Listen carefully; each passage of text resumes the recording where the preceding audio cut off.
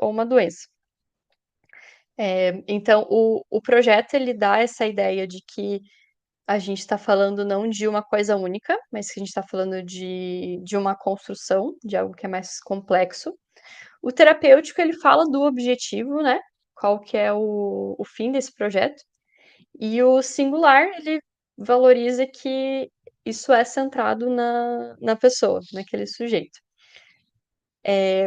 Então quando a gente fala de escolhe usar necessidade ou demanda e não de não transtorno doença, a gente está valorizando isso do singular e da subjetividade. Então que não é algo que pode ser destacado da pessoa, né, uma doença que tem uma classificação, uma nosologia própria, mas a gente está falando de uma pessoa que vai ter necessidades ou demandas. E, né, para isso é importante a gente entender, então, qual que é a diferença entre queixa e demanda. Então a queixa, ela pode se apresentar muitas vezes pela própria pessoa ou externamente. Acho que um exemplo bem clássico, assim, né, e bem fácil de entender é da demanda da questão da clínica de álcool e outras drogas, né, que acho que a queixa mais óbvia vai ser, "Bebo demais, quero parar de beber", "Uso droga, quero parar de usar droga". Então isso aí a gente tá ali no nível da queixa, né.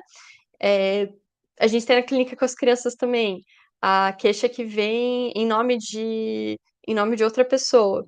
Então, uma queixa comportamental. Muito dificilmente vai ser a criança que se queixa. Vai ser a criança que vai ter a queixa: "Ah, eu não aceito limites". Dificilmente vai vir uma criança endereçando isso, né. É uma queixa que vem da escola, é uma queixa que vem da família.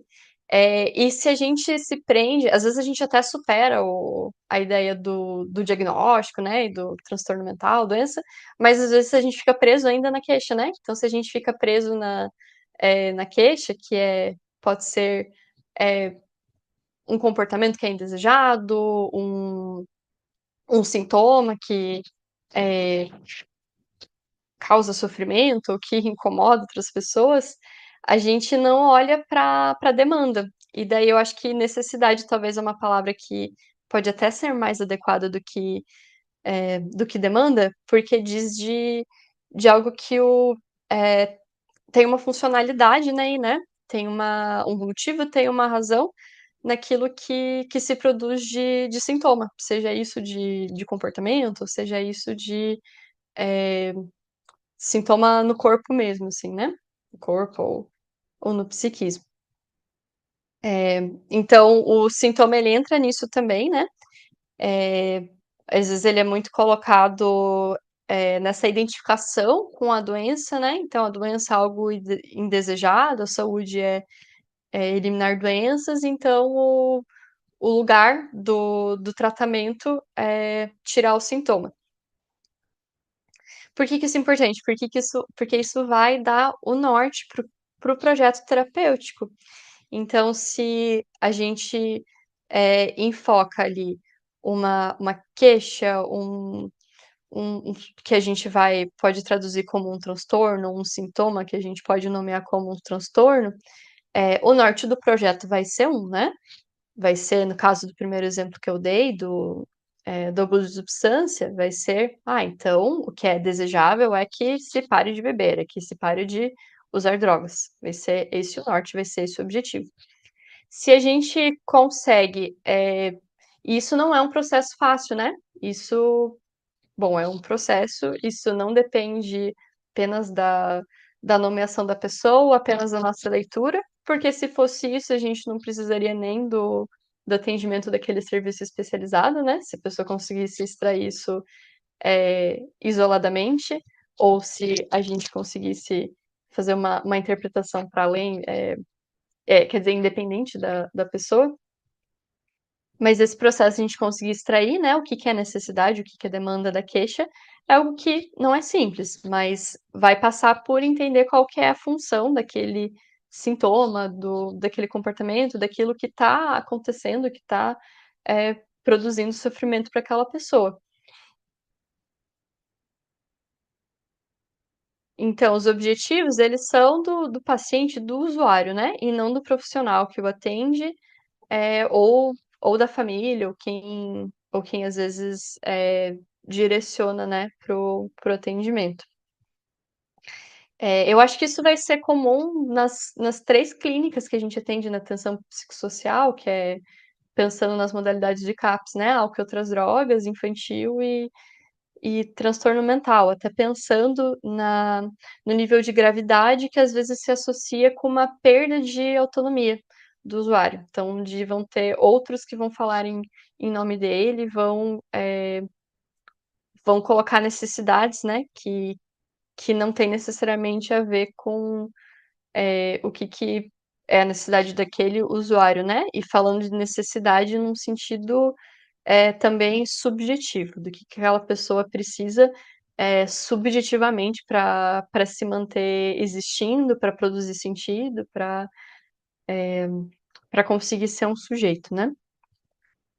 E o que é necessário para isso, vai precisar ser centrado nessa pessoa, vai ser singular, não vai depender de uma de uma nosologia do transtorno mental ou ou do que é diagnosticado, né, conforme o que se apresenta. E daí quando a gente fala de PTS, a gente fala também de território, né, em que recursos então, que existem para alcançar esses objetivos, eles não estão apenas nos serviços de saúde, mas eles estão principalmente no território. E daí que recursos são esses, vai depender, então, do território, né. Então quando a gente fala até de saúde coletiva e de saúde como um processo, determinantes, condicionantes de saúde, a gente está falando disso também, que, o que é possível de se produzir de saúde, depende não só de recursos individuais ou que a gente tem como ferramentas clínicas, mas do que a pessoa vai ter acesso de condições de vida mesmo, assim, em níveis diferentes, em níveis mais estruturais, né, por exemplo, de gênero, de raça, de classe e de níveis mais de condições de vidas mais locais, né, qual o bairro que mora, se esse bairro tem mobilidade urbana, se esse bairro tem calçada para você andar e você, poder passear, se tem um parque perto, se tem, armazém da família, se tem acesso à alimentação, se tem acesso ao saneamento básico, se tem acesso à escola. Então esses recursos mais macro e recursos mais diretos também, né, por exemplo, tem uma rede ali de, serviço socioassistencial bem organizada, tem possibilidade de grupo de convivência, então o que a rede oferece e recursos que a pessoa vai acionar da sua comunidade, que daí não tem, também só a ver com recursos do Estado, né. Então, por exemplo, a família, os amigos, eh, igreja, outros grupos sociais que a pessoa possa frequentar, tudo isso são recursos que eles podem ser mobilizados para pensar na efetivação do projeto terapêutico singular. E daí um caso, ele pode ser um indivíduo ou pode ser um coletivo de pessoas